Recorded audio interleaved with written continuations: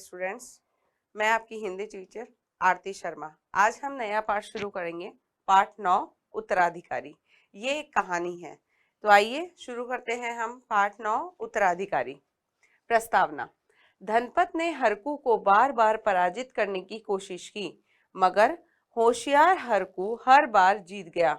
अंत में जमींदार ने उसे अपना उत्तराधिकारी बना लिया।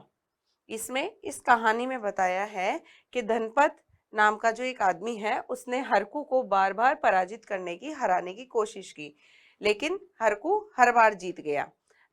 अंत में जमींदार यहाँ पे धनपत है, धनपत जमींदार ने उसे अपना उत्तराधिकारी बना लिया। उत्तराधिकारी का अर्थ होता है वारिस। परिकल्पना। यदि हरकू होशियार या चतुर न होता तो उसका क्या होता। अब इसमें यह हमें पूछा है कि अगर हरकू नाम का जो नौकर था वो होशियार नहीं होता तो क्या होता इस कहानी में। इसके उद्देश्य: बुद्धिमत्ता, सामान्य व्यवहार तथा विशेष सूझबूझ का विकास करना। इस कहानी के उद्देश्य हैं हमें अपने में बुद्धिमत्ता, अपने सूझबूझ और सामान्य ज्ञान जो है, सामान्य हमारा जो व्यवहार है उसका विकास करना है। तो आइए हम शुरू करते हैं अपनी कहानी उत्तराधिकारी। किसी गांव में एक जमींदार रहता था। उसका नाम था धनपत। वह बहुत कंजूस था। कंजूस कठिन शब्द है। किसी गांव में एक क्या था, जमींदार, जो जमीनों के बहुत सारी जिनकी जमीनें होती है, जिनके मालिक होते हैं, वो उसे जमींदार कहा जाता है गांव में। उसका नाम था धनपत। उसका क्या नाम था? धनपत। वह बहुत कंजूस था। वो बहुत ही कंजूस था। कंजूस वो लोग होते हैं जिन्हें पैसा खर्च करने में या कुछ थोड़ा सा भी पैसा खर्च करने में बहुत तकलीफ या उनका मन नहीं मानता, वो पैसा ही नहीं खर्च करना चाहते। वह अपने यहाँ काम करने वालों से को खूब सताता था। वो क्या करता था, जो उसके यहाँ नौकर काम करते थे उन्हें बहुत परेशान रखता था, बहुत सताता था। जो भी उसके यहाँ काम पर आता उससे वह पूरा महीना सख्ती से काम लेता। सख्ती यानी एकदम कठोर होके वो उनसे काम करवाता था। और जब वेतन देने का समय आता तो उसे ऐसे काम बताता कि वह उन्हें कर नहीं पाता। उसी की आड़ में वह उससे लड़ पड़ता और वेतन हड़प लेता। जो जमींदार था धनपत, वो बहुत ही कंजूस था। वो क्या करता था, अपने यहाँ काम करने वाले जो नौकर थे उन्हें बहुत सताता था। और जब वेतन यानी कि तनख्वाह, जब तनख्वाह देने का समय आता था तो वो उन्हें ऐसे मुश्किल काम बताता जो वो कर नहीं पाते थे। उसके बदले में वो क्या करता, उन्हें तनख्वाह नहीं देता था।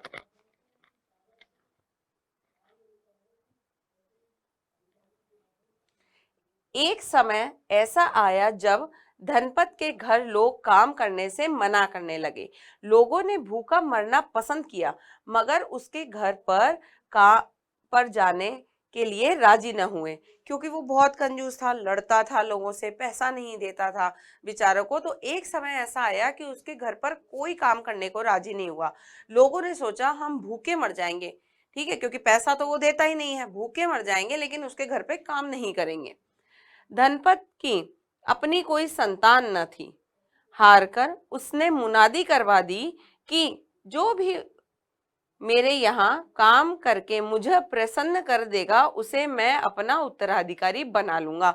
अब उसके यहाँ कोई काम करने नहीं आ रहा, तो क्या था, धनपत के खुद के कोई अपना बच्चा नहीं था, उसके संतान नहीं थी।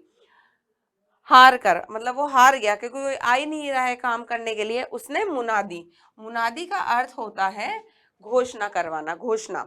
उसने ये घोषणा करवा दी कि जो भी मुझे काम करके प्रसन्न करेगा मैं उसे अपना उत्तराधिकारी बना लूंगा। उत्तराधिकारी होता है वारिस। मुनादी सुनकर भी कोई उसके घर काम करने पर राजी नहीं हुआ। उसी गांव में हरकू नाम का एक युवक रहता था। वह बहुत होशियार और चालाक था। जब उसने पूरे गांव में घोषणा करवा दी, लेकिन उसके बाद भी कोई वहां पे काम करने नहीं आ रहा था। लेकिन उसी गांव में हरकू नाम का एक युवक रहता था। वो क्या था, बहुत ही होशियार और चालाक था। धनपत जमींदार की यह घोषणा सुनकर उसने जमींदार को सबक सिखाने की ठान ली। अब उसने क्या किया, जब जमींदार की घोषणा सुनी तो उसने, वो क्योंकि बहुत चालाक था, तो उसने ये ठान लिया कि वो उसे सबक सिखा देगा। वह पूरे आत्मविश्वास के साथ उसके घर गया। आत्मविश्वास होता है जब हमें अपने पर पूरा भरोसा होना आत्मविश्वास कहलाता है। तो वो क्या हुआ, पूरे आत्मविश्वास के साथ उसके घर पर चल दिया।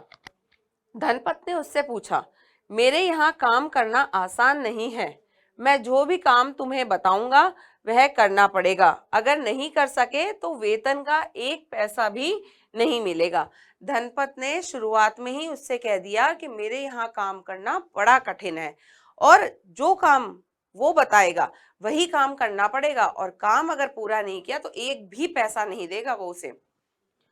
हरकू ने निडरता से धनपत की शर्त स्वीकार कर ली।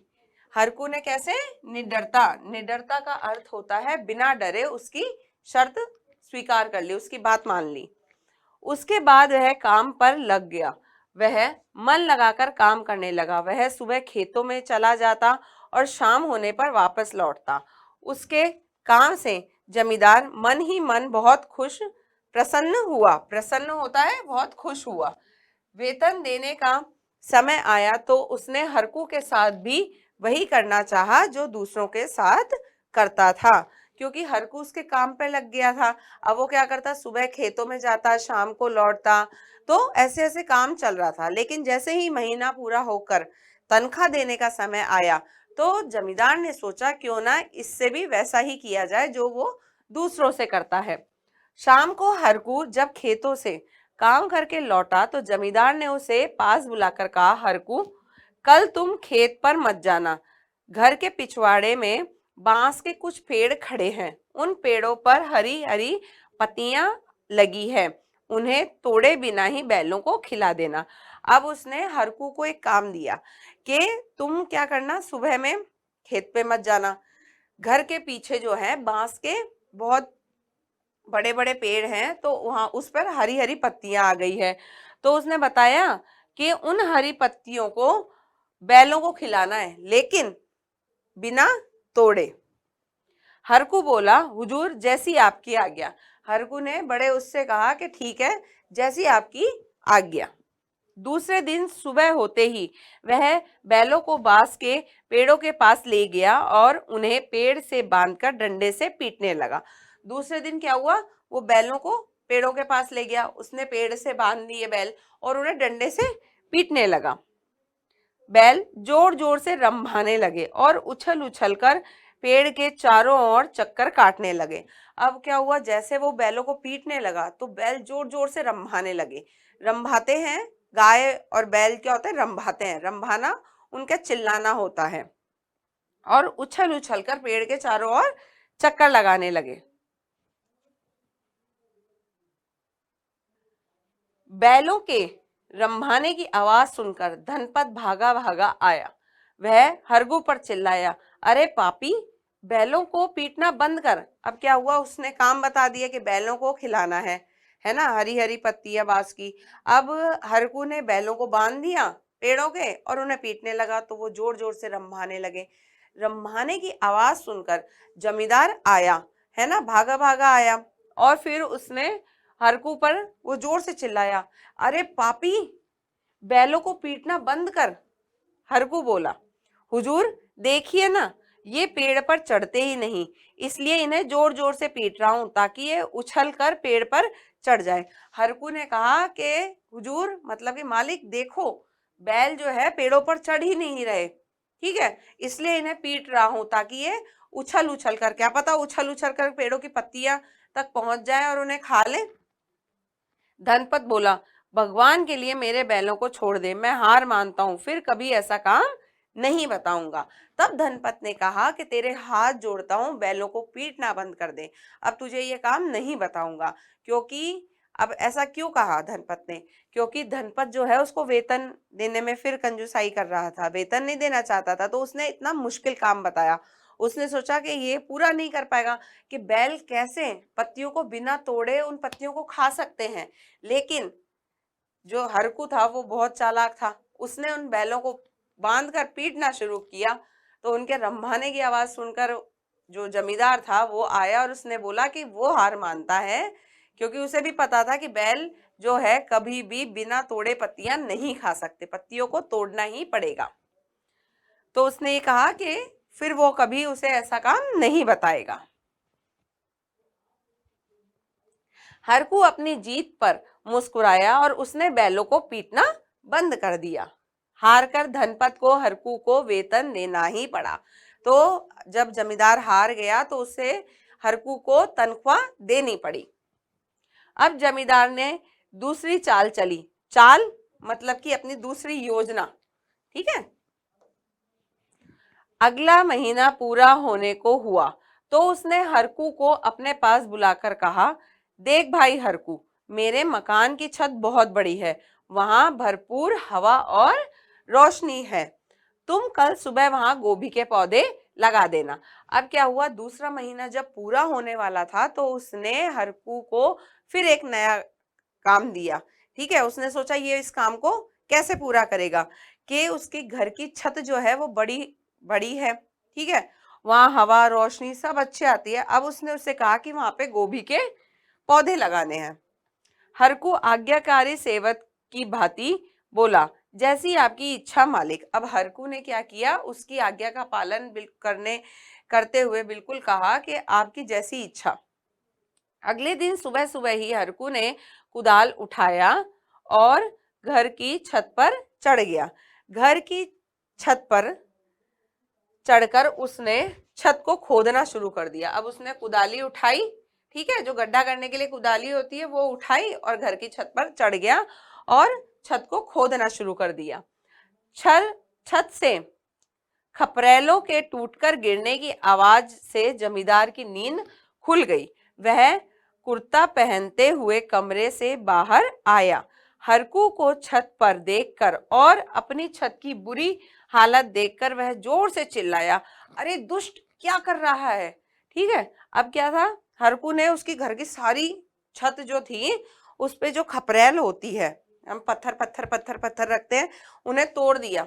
ठीक है, अब उसकी जब आवाज हुई तो फटाफट वो जल्दी से कुर्ता पहन के आया आवाज सुन करके और उस पर जोर से चिल्लाया कि अरे दुष्ट, क्या कर रहा है, तुरंत नीचे उतर, नीचे आ जल्दी से। हरकू ने सहज भाव से कहा, क्या हुआ मालिक। हरकू ने सहज भाव एकदम नम होकर कहा कि क्या हुआ मालिक। मालिक के बच्चे, जल्दी नीचे उतर, धनपत ने चीखा। धनपत ने चीखते हुए कहा, मालिक के बच्चे नीचे उतर जल्दी से। मालिक, आपने ही तो गोभी के पौधे लगाने की आज्ञा दी थी, इसलिए तो छत की खुदाई कर रहा हूं। खुदाई किए बिना गोभी के पौधे कैसे लगेंगे। ठीक है, अब क्योंकि जमींदार ने कहा था कि घर की छत पर गोभी के पौधे लगाने हैं, तो उसने कहा बिना खुदाई के कैसे लगेंगे गोभी के पौधे, आपने ही तो आज्ञा दी थी।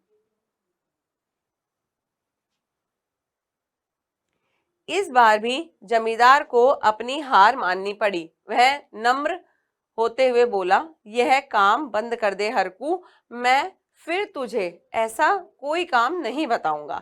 अब क्या हुआ, दूसरी बार भी जमींदार ने अपनी हार मान ली। एकदम नम हो करके उसने कहा कि हरकू, ये काम बंद कर दे, मैं तुझे ऐसा काम नहीं बताऊंगा। हरकू छत से नीचे उतर गया। वह मुस्कुराता हुआ खेतों की ओर निकल पड़ा, लेकिन जमींदार बहुत परेशान था। अब कैसे इस लड़के को हराया जाए, इसे कौन सा काम दिया जाए। इसी उधेड़-बुन में 20-25 दिन बीत गए। अब क्या है, हरकू तो नीचे आ गया, लेकिन जमींदार ये सोचने लगा कि आज तक कभी ऐसा नहीं हुआ कि कोई भी मेरे बताए हुए काम को किसी ने पूरा किया, लेकिन ये लड़का दूसरी बार भी जीत गया है। ठीक है ना, उसे उसकी तनख्वाह देनी पड़ी है। दूसरा काम भी उसने एकदम ऐसे किया कि उसको एकदम समझ आ गई। ठीक है, अब वो उस उधेड़-बुन में लग गया। उधेड़-बुन होता है ये सोच विचार में कि अब उसे ऐसा कौन सा काम बताया जाए कि जो वो ना कर पाए। गांव में अकाल पड़ने लगा। पानी में न मिलने से धान सूखने लगे। अब क्या हुआ, गांव में अकाल पड़ने लग गया था। तो अकाल में क्या होता है, पानी सूख जाता है, तो पानी नहीं मिलने के कारण क्या हुआ, धान सूखने लगे। धनपत को एक तरकीब सूझी। अब क्या हुआ, उसके दिमाग में एक तरकीब, तरकीब होती है योजना, फिर वापस से उसके दिमाग में एक विचार आ गया। उसने हरकू को पास बुलाया और कहा, देख बेटा हरकू, आजकल अकाल पड़ रहा है, तुम कल ही मेरे धान के खेत घर में ले आओ ताकि धान को अकाल से बचाया जा सके। अकाल होता है, सूखा पड़ने लगता है, पानी खत्म होता है, तो उसने उसको नया काम बता दिया कि अकाल पड़ रहा है, तो अब क्या करें, वो उन खेतों को घर पे ले आए ताकि वो सूखने से बच जाए। यह कहकर धनपत ने मन ही मन सोचा कि यह इसकी आखिरी परीक्षा होगी, ये इसका आखिरी टेस्ट होगा। हरकू ने सहजता से जवाब दिया, जैसी आपकी आज्ञा मालिक। अब हरकू ने वापस बड़े ही नम्र होकर एकदम सरलता से जवाब दिया कि जैसी आपकी आज्ञा मालिक। सुबह होते ही हरकू ने अपना काम शुरू कर दिया। उसने जमींदार के घर के चौखट और दरवाजे उखाड़े और फिर दीवारें तोड़ने लगा। जमींदार की पत्नी कुएं से पानी भरकर आ रही थी। उसने जब अपने घर की यह दशा देखी तो भागी भागी अंदर गई। उसने जमींदार को जाकर सारी बात बताई। जमींदार आंखें मलता हुआ दरवाजे की ओर दौड़ा। उसने देखा कि चौखट और दरवाजे इधर उधर बिखरे पड़े हैं। दीवार का भी काफी हिस्सा तोड़ा जा चुका है। वह क्रोध से तिलमिला उठा और चिल्लाया, मूर्ख, क्यों मुझे बर्बाद करने पर तुला है? तू अपनी करतूत से बाज आ। अब क्या हुआ कि उसने उसको तीसरा काम बताया कि खेत घर में लाने हैं। हरकू ने हाँ कर दी। अब सुबह होते ही हरकू ने क्या किया कि जो उसके घर के चौखट थी, चौखट होती है ना हमारे घर के, एकदम जब हम अंदर आते हैं तो चौखट बनी होती है, चौखट और दरवाजे निकालना शुरू कर दिया और जो दीवार थी उसको तोड़ने लग गया। ठीक है, दीवार का जैसे आधा हिस्सा ये पूरी दीवार है, तो उसने आधा हिस्सा या काफी हिस्सा तोड़ दिया। अब क्या हुआ, उसकी पत्नी जो थी जमींदार की, वो पानी भर कर आ रही थी। उसने देखा कि घर का ये हाल हो रहा है। उसने जाकर जल्दी से भागी भागी गई और जमींदार को सारी बात बताई। जमींदार जो है अंदर से एकदम तिलमिलाता हुआ, एकदम गुस्से में तिलमिलाता हुआ बाहर आया और उस पर चिल्लाया जोर से, मूर्ख यानी पागल, मूर्ख का अर्थ होता है पागल, मुझे क्यों बर्बाद करने पर तुला है? तू अपनी करतूत से, यानी तू अपने जो ये काम करता है उससे बाज नहीं आएगा। हरकू ने सहजता से कहा। अब हरकू ने फिर एकदम सरलता से, एकदम नम होते हुए कहा, मालिक आप ही सोचिए, इतना बड़ा खेत दीवार तोड़े बिना छोटे से दरवाजे से अंदर कैसे आएगा, है ना? अब उसने काम दिया था कि तुम्हें घर के अंदर लाना है खेत। अब हरकू ने बड़े ही सरलता से उसे जवाब दिया कि मालिक आप ही बताइए कि इतना बड़ा खेत इतने से दरवाजे से अंदर कैसे आएगा? धनपत जमींदार ने जब हरकू की बात सुनी तो उसका क्रोध ठंडा पड़ गया। अब क्या हुआ, जैसे ही उसने उसकी बात सुनी तो उसका जो क्रोध था, जो उसका गुस्सा था, वो एकदम ठंडा पड़ गया। वह मुस्कुराने लगा। अब वो क्या था, मुस्कुराने लगा। जमींदार को मुस्कुराता देखकर हरकू डर गया। जमींदार को मुस्कुराता देखकर एकदम हरकू डर गया, क्योंकि उसने कभी जमींदार को हंसते मुस्कुराते नहीं देखा था। जमींदार को मुस्कुराते देखकर हरकू क्या हुआ, डर गया, क्योंकि उसने कभी भी जमींदार को हंसते मुस्कुराते नहीं देखा था। वह वहां से चंपत होने ही वाला था कि जमींदार ने उसे रोक लिया। चंपत होना होता है भागना, जैसे कोई गलती हो जाती है तो एकदम से भागते हैं ना, तो वो क्या था, एकदम से चंपत होने वाला था। जब वो मुस्कुराते हुए उसने देखा जमींदार को कि क्यों मुस्कुरा रहा है, तो वो चंपत होने वाला था, भागने वाला था। उसी टाइम जमींदार ने उसे रोक लिया और उसके सिर पर स्नेह से हाथ फेरते हुए बोला, स्नेह यानी का अर्थ है प्यार। उसने उसके सिर पे हाथ फेरा बड़े ही प्यार से और बोला, मैं तो तेरी परीक्षा ले रहा था, तू अपनी परीक्षा में सफल हुआ। उसने कहा कि मैं तो तेरी परीक्षा ले रहा था, तू पास हो गया।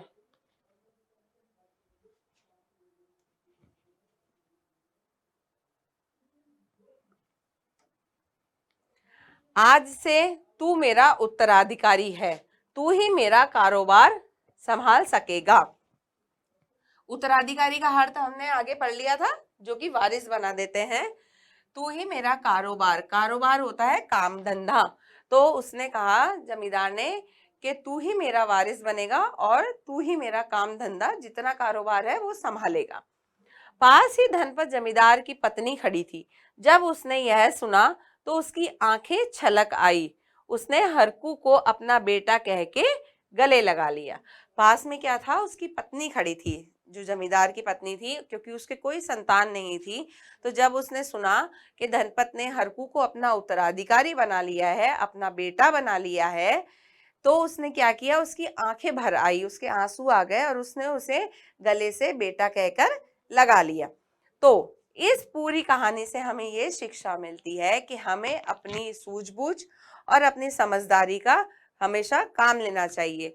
जब हमें कोई परीक्षा ली जाए या हमें कोई काम दिया जाए तो हमें बड़े सोच विचार करके, ठीक है ना, उसको पूरा करना चाहिए। तो आइए अब हम इसके शब्दार्थ देखते हैं।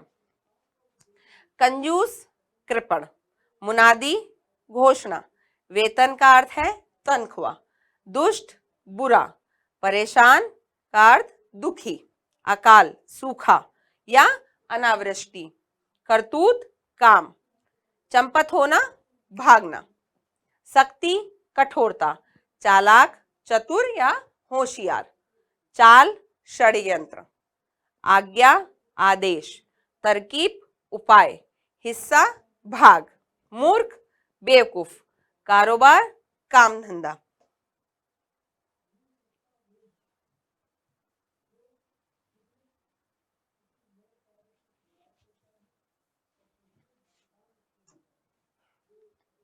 तो आइए हम देखते हैं अब इसका प्रश्न ख। सही शब्द से खाली स्थान भरिए। हमें यहाँ पे कुछ शब्द दिए गए हैं, वो शब्द में से सही शब्द चुनकर हमें खाली स्थान भरने हैं। पहला है वह बहुत कंजूस था, तो कंजूस ये रहा, ठीक है।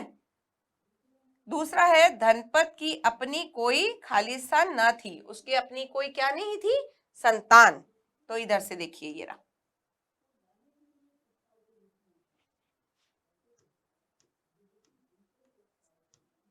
संतान। तीसरा है हारकर जमींदार को हरकू को डैश देना पड़ा। क्या देना पड़ा हारकर? वेतन।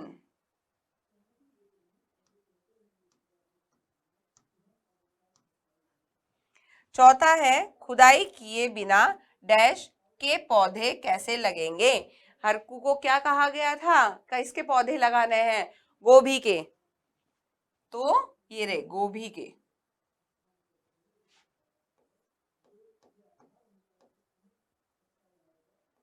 गोभी के पौधे। पांचवा है मैं तो तेरी डैश ले रहा था। जमींदार हरकू की क्या ले रहा था, परीक्षा।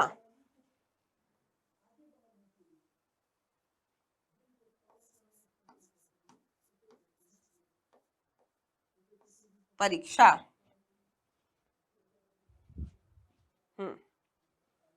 तो अब ये देखिए, ख है पाठ के आधार पर गलत वाक्यों को सही करके लिखिए। हमें यहाँ पे क्या है, पूरा वाक्य गलत दिया हुआ है, हमें पाठ के आधार पर, पाठ में वो बिल्कुल सही दे रखा है वाक्य, उसके आधार पर उसको सही करना है। तो हमारा पहला वाक्य है किसी गांव में एक व्यापारी रहता था, लेकिन पाठ में हमने पढ़ा है किसी गांव में एक जमींदार रहता था। किसी गांव में एक जमींदार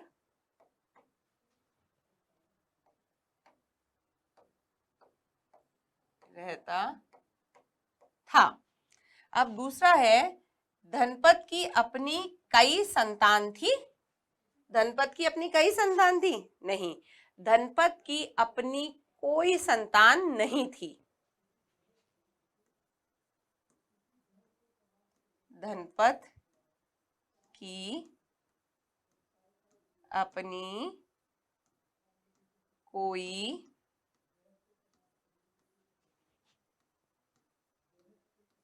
संतान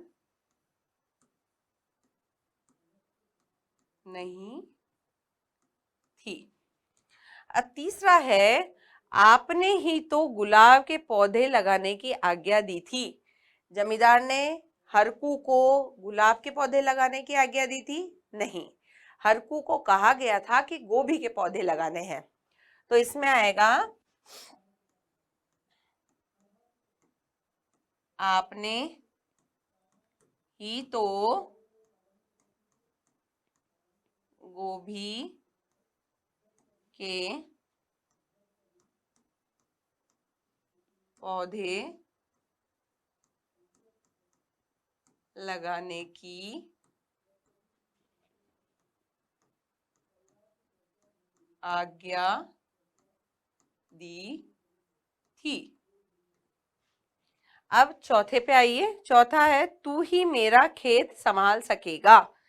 जमींदार ने हरकू को क्या ये कहा था कि तू ही मेरा खेत संभाल सकेगा? नहीं, उसने कहा था तू ही मेरा कारोबार संभाल सकेगा।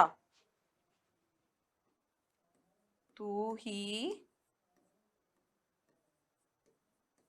मेरा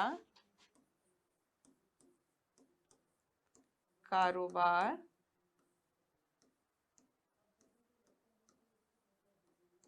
संभाल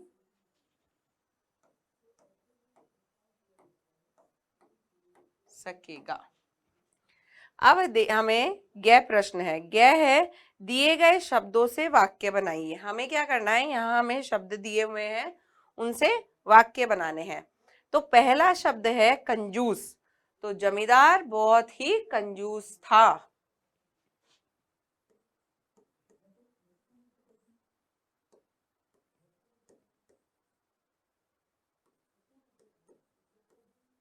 बहुत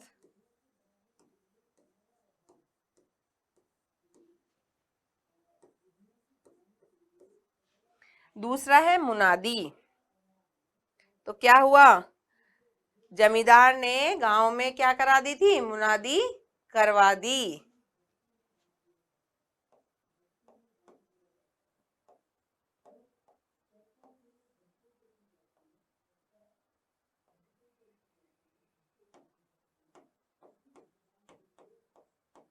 गांव में मुनादी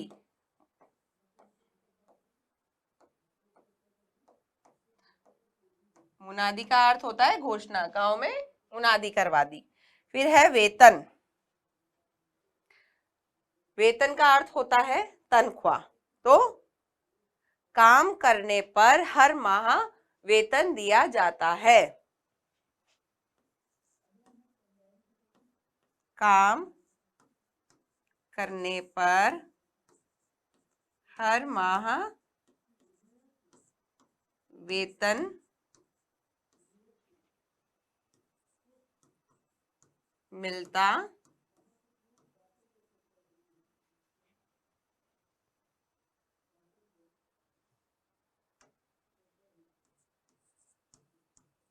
है।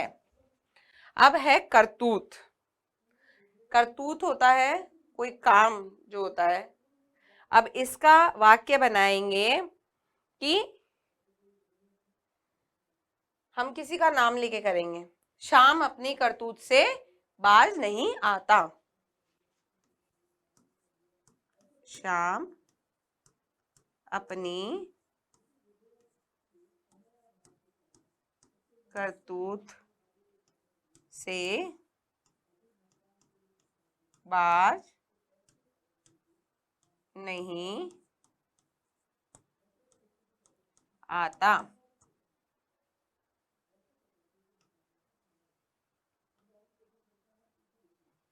अब है परीक्षा। तो आज मेरी परीक्षा है। आज मेरी परीक्षा है। अब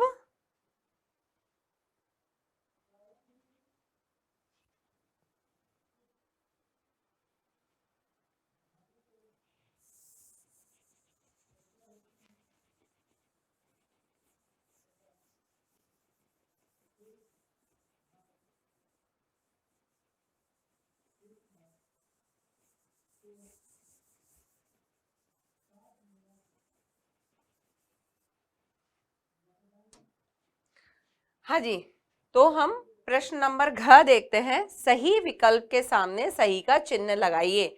हमें यहाँ पे प्रश्न पूछे गए हैं जिनके हमें 3 विकल्प दे रखे हैं। हमें उन तीनों विकल्पों में से सही वाले पर सही का निशान लगाना है। पहला प्रश्न है, जमींदार अपने स्वभाव का कैसा व्यक्ति था? क, सख्त और कंजूस, ख, सरल और हंसमुख, ग, दयालु और उदार। तो जमींदार कैसा व्यक्ति था? सख्त और कंजूस। दूसरा है, हरकू कैसा युवक था? मूर्ख, होशियार या धूर्त? तो होशियार। तीसरा है, हरकू बैलों को क्या खिलाना चाहता था? क्या खिलाना चाहता था? हरी घास, गन्ने की पत्तियां, बांस की पत्तियां। क्या खिलाना चाहता था? बांस की पत्तियां। चौथा है, जमींदार ने धान के खेत कहाँ लाने के लिए कहा? घर में, कुएं पर या चौपाल पर? तो क्या कहा था हरकू को? धान के खेत कहाँ ले आओ? घर में।